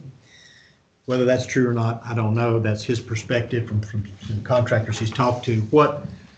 I think what we decided in our meeting, what we thought would be the best to advise the board on, and y'all do what you want to do, but I think staff would recommend that we turn down this loan at this time. We take a few years to build up our reserves. We think we'll be close to a 200, after this year. Next year, we think we'll be close to a $200,000, unless we have a problem that arises that we're not aware of. We think we'll be somewhere around a $200,000 reserve mark that we could put in to build towards reserves. And our goal would be to maybe take half of that and start doing projects on smaller projects. So we could take one project for $100,000 in 2026 and maybe still build reserves $100,000. We could do the same thing the next year. And we could, instead of biting this off at $2 million one-time project now with a 4% interest under ANRC with a perhaps 35 to 40% up cost, we think we could do this on little pieces. And I've asked Scott, he's not here tonight, and Donnie to start identifying what they could do on inflow and infiltration on our lines, the work we could do, and then use our some of our reserve money that'll should accumulate over the next few years unless we have a problem, to help buy the parts needed for them to do it. And if they ran into a problem, hey, this needs to get done, and it's not something we can do because it's too deep or we don't have the equipment, then we could try to treat it like a street program. We do a little bit each year while we also build our reserve. So that'd be my goal. That'd be my recommendation to the board. But I have to, if you want to move forward on any of this loan, then I have to answer back by January 31st. If you want to do what maybe I'm recommending, is we just don't answer and then the loan goes away for us. They don't. But that'd be what I would do. I think it also helps us too. We got a lot of projects. We got the dredging project coming up. We got the automated valve project that we didn't do last year. Well, we're trying to do them, but they weren't. ANRC was lagging, and now we just got the ability to start doing those. We've got the remediation project still looming out there for the landfill that we're looking for in 2026. We got all these hope for the future projects. I think we're very project rich. And I would be concerned if we start adding on more, that the capacity of staff may be diminished. Okay, I think JR presented this pretty well. What I would like to see, out of curiosity, is Scott and Donnie's going to be doing all this, a list of kind of what we need to be looking at in the next 5 years. Yeah, I've asked Wastewater them to put together a list, and maybe we'll bring that to the board, kind of like the street committee or something. We can just bring the list to the board and say, here's what we recommend, and let the board help us make those decisions. One of the bottom lines JR visited me about is we can just about get the same percentage just going out and getting loans. So why tie yourself up? So is there a motion to? Exactly. Well, I guess there's no motion. We're going to just not apply. What about the board? Not applying for the loan? Is everybody agree with that? No. Make a motion and not go through with, like you said, JR, not applying and wait. Okay, I will make a motion. Is there a second? Second. A motion to not go after the loan that we previously looked at. All those in favor say aye. Aye. Opposed? Okay, we've talked about this, main highways in Hope. There's a map in here that shows what it's not called. Arterial collectors. Yeah, collectors. I think the colored map on the screen is a little better with what. Not colored. Oh, I'm sorry, I didn't copy that in color. Yeah, but we can. This might be something we can think about and table the next week. We talked about the bicycle lanes on 6th Street and 16th. Gerald, you want to fill us in a little bit more about it, if you would? Well, I know this is a difficult discussion. We're talking about restricting parking in places. That's what the board is considering. The board already talked about maybe restricting it in bike lanes, and we do have an ordinance prepared to do that. It's ready. We think it's ready to go. Randy's reviewed it.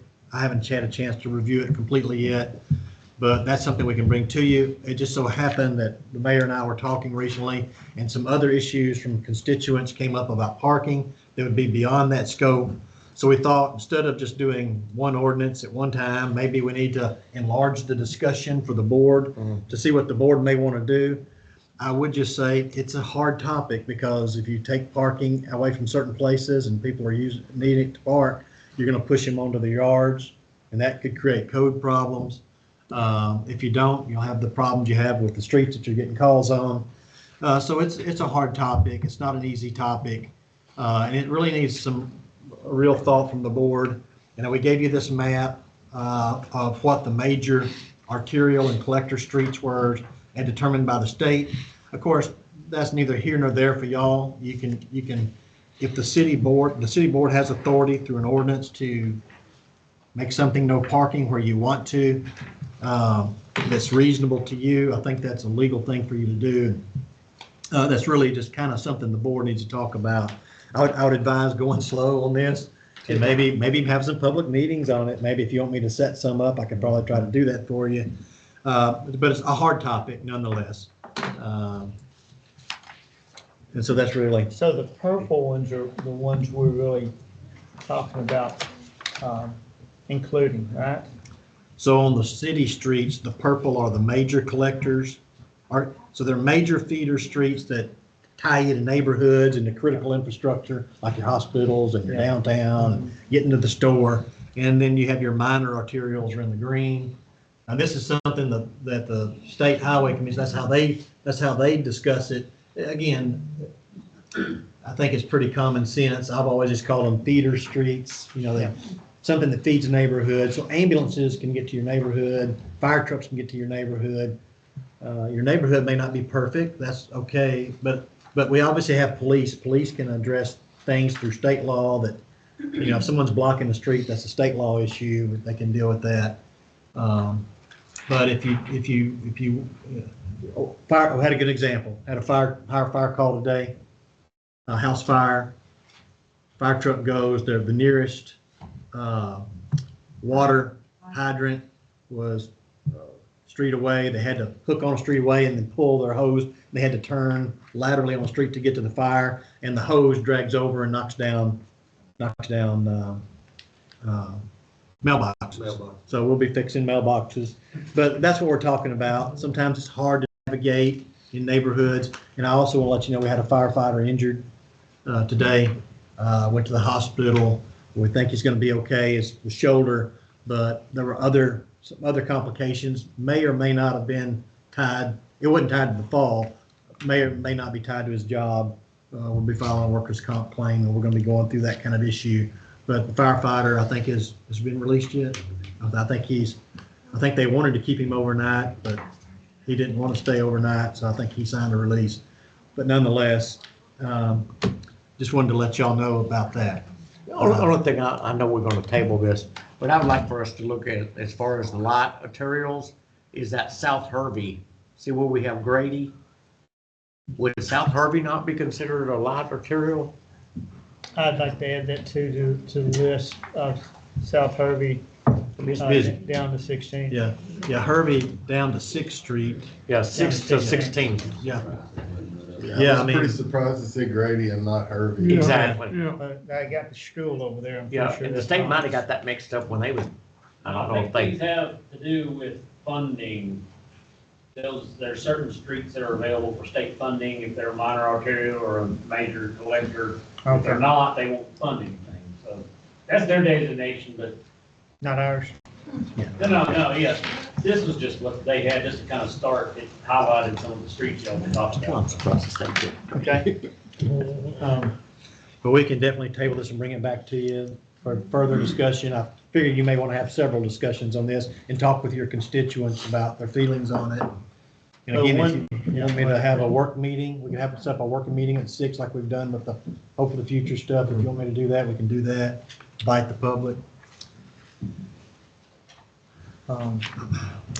Yeah, there might be 2 on here we might need to do that with also the number,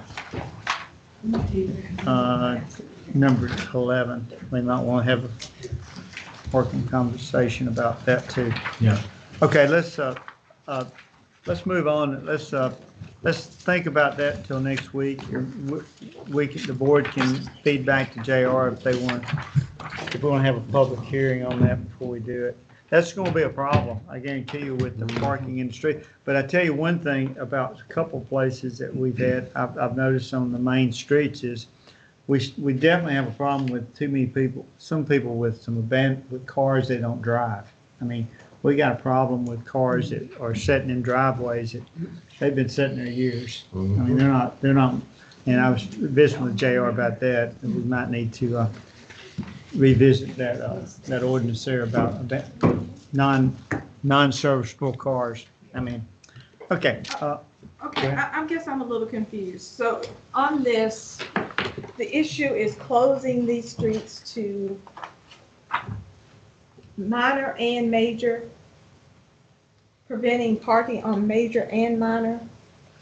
It's really just whatever the board may want to restrict. We're just showing you what the major and minor arterials are according to the state. Okay. Yeah, that's really all. It's just a map for your. Some of them are going to be very questionable and making us work. Yeah. We're not making any recommendation at all. Whatever the board decides to do, the board decides to do. Okay. It's really more streets than I expected, but that's okay. We can add, subtract when we get down to it. Okay, we'll move on. That'll be something we can talk about later time. What are we down to now? Item 9. Yeah, the surplus. Let's do that, item 9. Yeah, Street Department would like to declare the following items surplus in 1 through 6. They talked about it with staff. We think it's a logical thing to do. We would like to, if the board approved, this is not budgeted, but whatever money we receive from these items, we'd like to purchase a new, if the board would approve it, to purchase a new lowboy trailer. They would not be pulled by a semi-truck or a truck like we pull now with a heavy truck.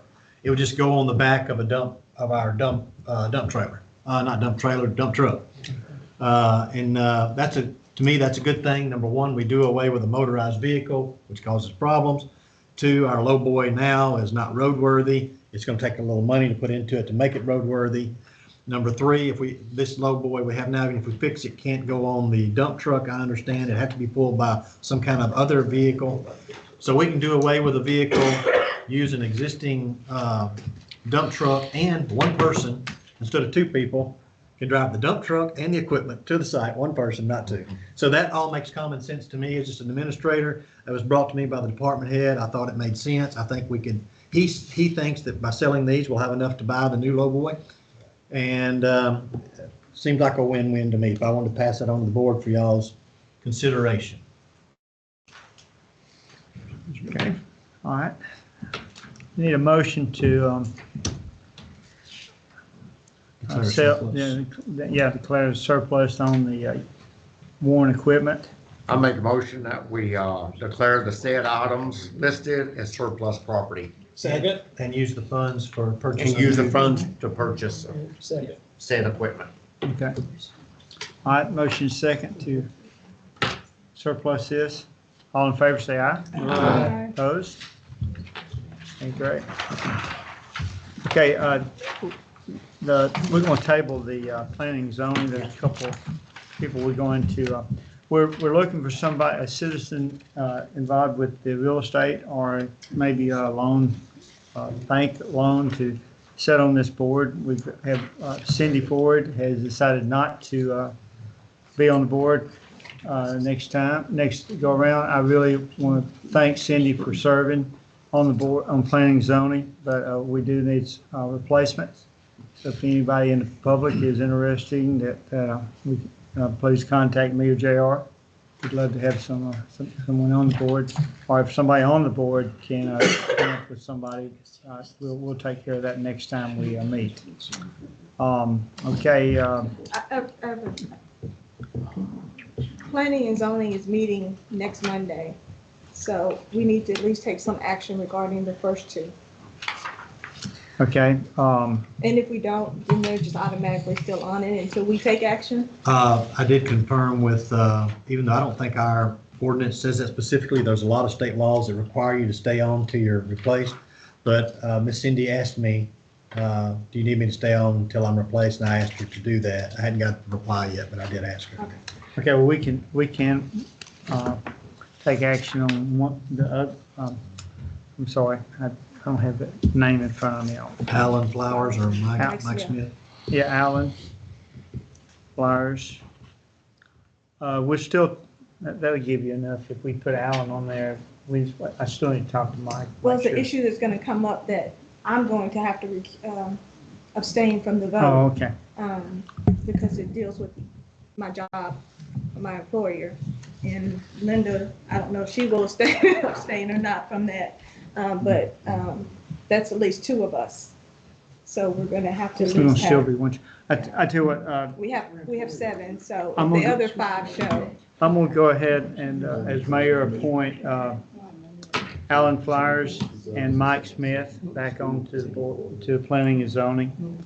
And that'll leave one vacancy. And then we can talk to others. So that's my action. Okay. And then a motion. Okay, is there a motion to approve these two for zoning? Alan Flowers and Mike Smith? They both agreed to serve again. Second. Motion is second. All those in favor say aye. Aye. Okay, and we'll bring back the other replacement when we get somebody lined up. Item 11, we got them all. Item 11 is the fire department land. There's a little sheet attached to your, this is the land that we're aware of that is available for sale, what we know of so far. So I just turn this over to the board for any further discussion you may want to have on it, or if you want to have this discussion later, we can do that as well. Let me, let me just buzz down a little bit on one that are turned in. The one across from Bazille, Oakcrest, is taking down the building in the middle besides the donut shop and the cleaners. That building and also the land adjacent to the back.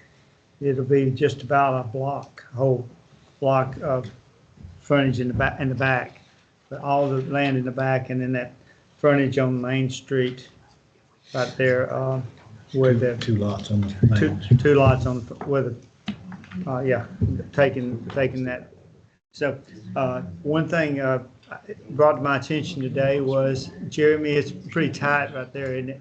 It's tight. The piece you're talking about is, the back's great, Yeah. but isn't it, how big are the lots? Well, it's around 100, I think around 150 feet when we measured it, 150 feet on the two lots together. I think, Jeremy, the original design he was working on was 160. Yeah, right, 160.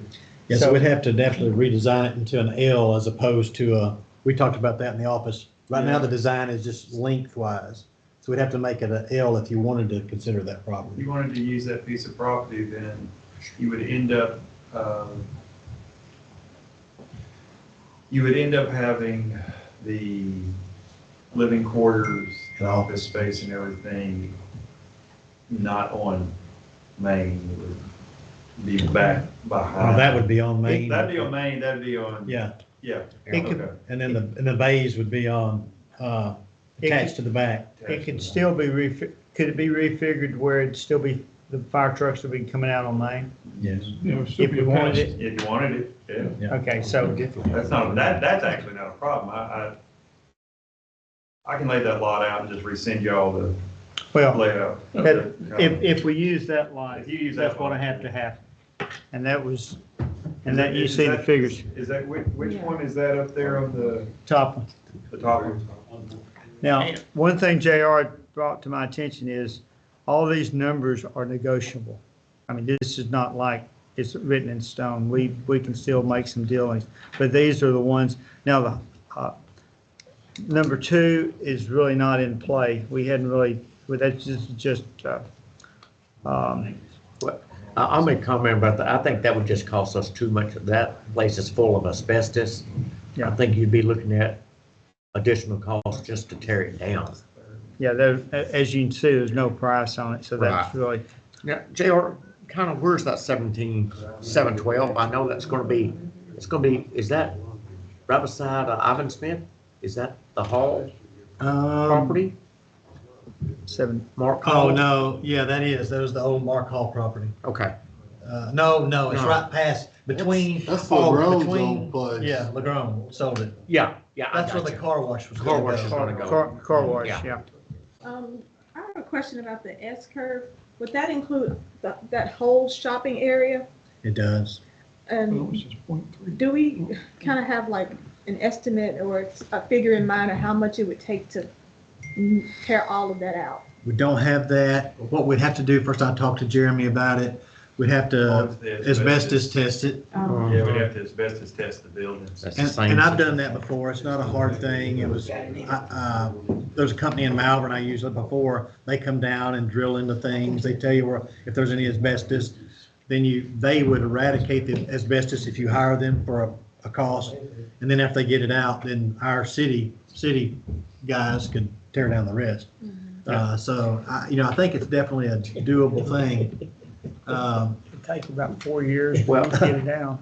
Yeah. Well, I think we'd move it a little faster than Now, that. one But we thing, could also apply for a brownfield grant too. I can use. one thing needs to be about the old shopping center. The filling station in the front is not part of the property. Yeah, it's not hard. So you won't have it. That's a car lot, yeah. Yeah, so the car lot, yeah, so that's one. And all these are negotiable. The one at 6th and the railroad track is right there where they were storing all the equipment while they was building 6th Street, right there by the railroad track. And the other one, How would that lay out for? well, you wouldn't have any they'd be backing in. That's one Well, thing. we talked to Mr. Light, so Mr. Light, it would have to, if you wanted to do that, the board, it would have to lay off along 6th Street. It's long enough, what we stepped off, it's long enough to handle as it's designed, right on 6th Street near the railroad track. And he does own all the way back to, what's that, 8th Street, or 9th Street? He owns all the way back. It's 8. Is it 8? Yeah, it's Eight. up 1 block from us. Yeah, so he owns land all the way back, and he would throw that land in too, and we could still come through Make a and loop. pull through and make a loop. Yeah, the only issue with that is trains stuck on it. Yeah, that's right. The fireman trying to sleep at night would be right beside well, they're right beside the train track now, but they'd still be right Well, beside it. I mean, the first one is, the first one's not but a couple hundred feet different than that. I mean, so Yeah. we're not talking about a huge. Yeah, not a huge difference. And Dr. Douglas is, Yeah, but at least that's, you're on the other side of the track. You won't have to go all the way around. to Well, I get guess to- that depends on to where you're fire, going so- to a fire. that's true. Yeah. It won't be as much. You're on the wrong, yeah. But the last one is the Presbyterian Church, between the church and but it's not really wide enough at all, so. So those are the ones we need to be concentrating on, and I don't see we'll make a decision now. We need to decide on maybe the top 2, and then do what? No, was there, as far as any other submitted, there wasn't any, I had assistant ask me about it as far as on the bypass.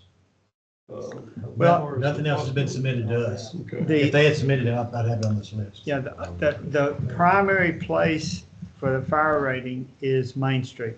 That's where they, for fire rating, we need it on South Main. Is there a certain area though on that fire rating that they gave you as far as? Well- Because you're talking really, they're just one south of town, Yeah. south of 3rd Street, correct? So it's hard for me to talk about this because it's a little involved. There's 2 ways you get your ISO rating. One, you determine ISO rating just by driving distance on the street. So if you have a ladder truck, you get 2.5 miles. That gives you still a top ISO rating. If you don't have a ladder truck, you get 1 mile. Well, we probably don't take in all the city limits and so the question becomes then, you want to locate your 2 fire departments, if you have 2, in the best position to give you the most mileage that you can cover your city so you can get a higher rating. The less city you cover, then the less the rating.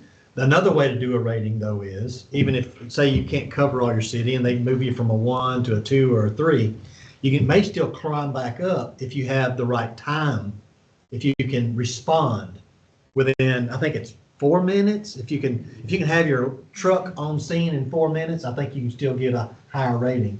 Your second truck has to be on scene within so many more minutes. And if you can, through your dispatch center, so your dispatch has to log it all in right. We have to run the analytics. But if we can prove to ISO that even though we're outside the driving distance, we still meet the times, you still get a higher rate.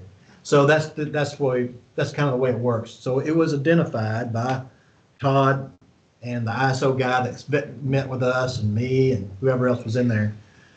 They thought the ISO guy was saying somewhere probably between 6th and Main and 16th and Main may be our best bet. And he said, you always want to think about as a board, if you're thinking about annexing property in later, then that may increase your linear mileage, outside that may hurt your ISO rating. Right now, we're barely a 2. We're almost a 3, but we're barely a 2. So he said, you'll never hit 1. He's already told us that. You're not going to get to 1. But what you want to do with this fire station, if you can, you don't have to, but if you can, you want to strengthen your 2. That way, if you annex in something later, you don't fall down to a 3 if you don't have to.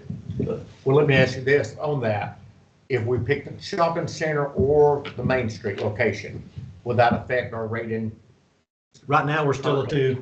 That if you pick the shopping center, you're still moving 2 blocks further south. So Right. I think we should still be good. I tried to get in contact with him again just to reaffirm this, and he's a hard guy to get over. I guess what I'm We're still asking is getting that much closer. difference between? We're still getting closer to that point we identified as where we'd like to be. Right. So I don't think it hurts us. Doesn't help us a great deal. We're just 2 blocks. Now, if we move 10 blocks, it certainly help us further. Which, yeah, that's what I was That asking. first piece, that metal building that's down there, did you say that's going down with? That's what we're buying. Oh, okay.